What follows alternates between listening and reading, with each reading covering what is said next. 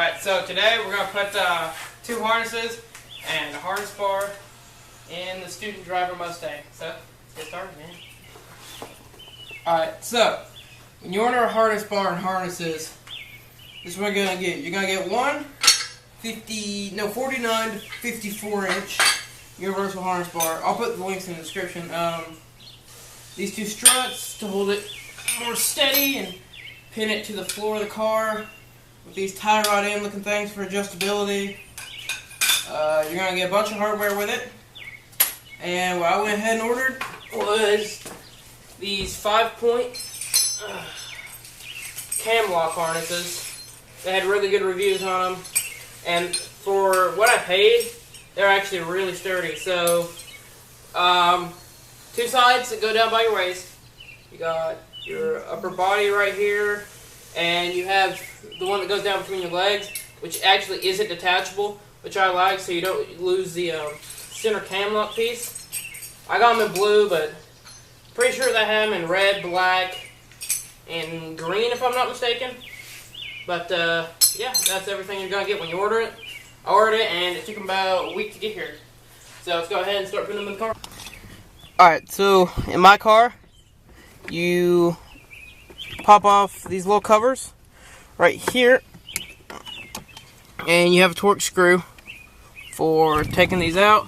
And then down here, this one's cupping the seat, but for where the belt's hook in, you got another couple torque screws. So we're gonna go ahead and work on popping those out. Alright, so we went ahead and disconnected them, popped right out. So now what you're gonna want to do is come down here in the floor and pop these suckers out right here. And for some of you guys out there, you might want to take out your seats, because it might be a really tight squeeze in your center console right here. But for me, I can just barely manage to pop them out. Alright, so I got mine out, and while he's busy getting his out, I'm just going to show you guys how it's going to hook up. So your bar is going to be, it's bent right here, so it comes right at an angle. So it's going to be, the top part is going to be hooked in right here, and it's going to be bent back this way, about 4 inches. So that's going to follow straight at me right here, straight across to the other one. Now, the reason that we had to take these out isn't just for fun.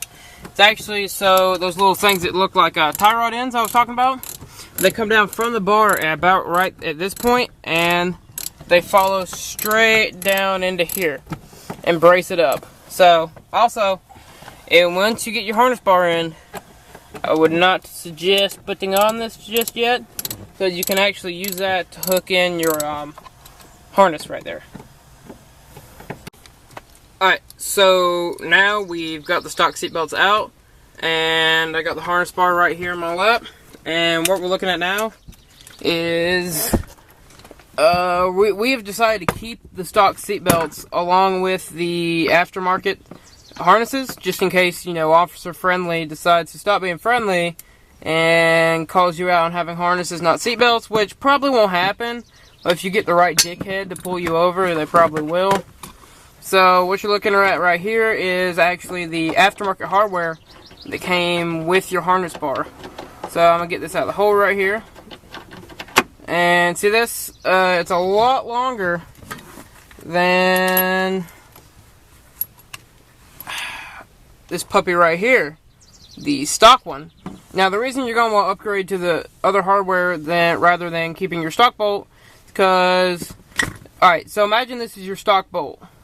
This is where your stock belt goes to, as in terms of spacing it, and this is where your harness bar is going to go to.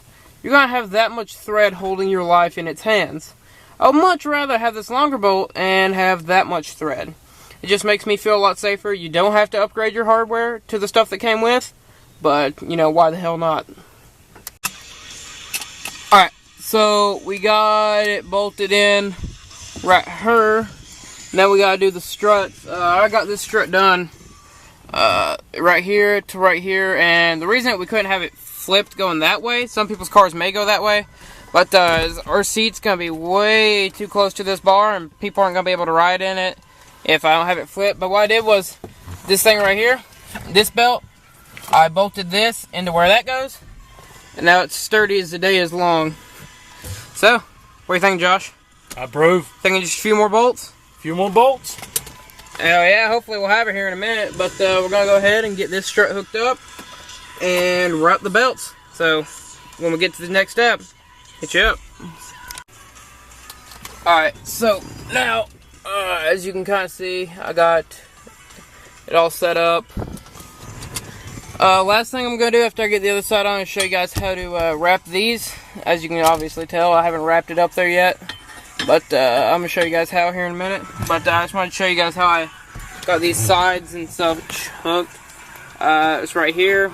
This one comes down right behind the factory seatbelt thing. And the factory seatbelt will be loose because I put the washer on the other side of this. So this would be tight because it matters more. Seatbelts are just for looks, or if a person of very large stature gets into your car. But Josh fits. Josh fits. Let's go, Josh. Josh fits. But other people might not, like biggins. But, yeah, so this one right here, it's the aftermarket bolts wouldn't really bolt up. So, I'm trying to show you how to just shoved it on there. Did my Torx bit, all that. So, now I'm going to go ahead and work on hooking up the other side. Alright, so now I'm going to show how to properly wrap your harness around the bar. So, I already did mine, but I'm going to undo it. Just for you. Alright, here's what you do now. You gotta take this, and yours may be wrapped already, yours might not be, but you're gonna take it out of here. You're going to wrap it around the back of the bar right here. And you're supposed to wrap it back in through here. Get it, get it, get it. And you're supposed to bring it back up in through here. Just like this. This way there's not a bunch of slack in it, like as you can see with this one. And then you bring it back in through here. Now a lot of people double the loop, but I'm not going to because I like to live on the edge. And because I don't have enough slack. Alright. Almost got it. See, I'm uptight. I like to not live on the edge. Yeah, the cameraman Parker has his wrapped twice. You know, I'll just go ahead and wrap it twice. You want me to? Yeah, just show them how it's done. Alright, yeah. So you're going to bring it back over. You want to flex it kind of like this. And pull the back side down so you can get enough room to shove it back through there, as she said. And very carefully wrap it back in through. Yep. And now you're not going to die. Now, if you have a thicker cord like me, this is going to take about 5 minutes to do this last pull, but... Your mom liked my thicker cord, though. Yes. That can be, yes, that can be said. Can And be. now you're wrapped in. Yeah, this puppy's not going anywhere. If you want, you can bring this back here. Just plop a zip tie right here so it won't move, or whatever you want. So now I'm just going to go ahead and do the other three. Alright.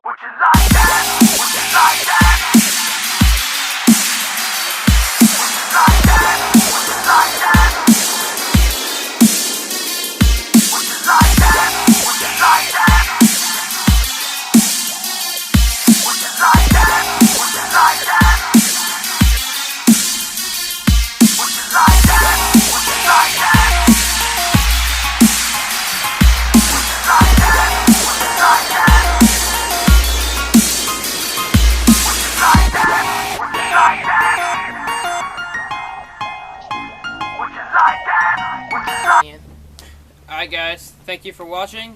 I hope you learned a lot about how to put a harness bar and harnesses in. As always, see you next time. Can you help the hopeless? Well, I'm begging on my knees.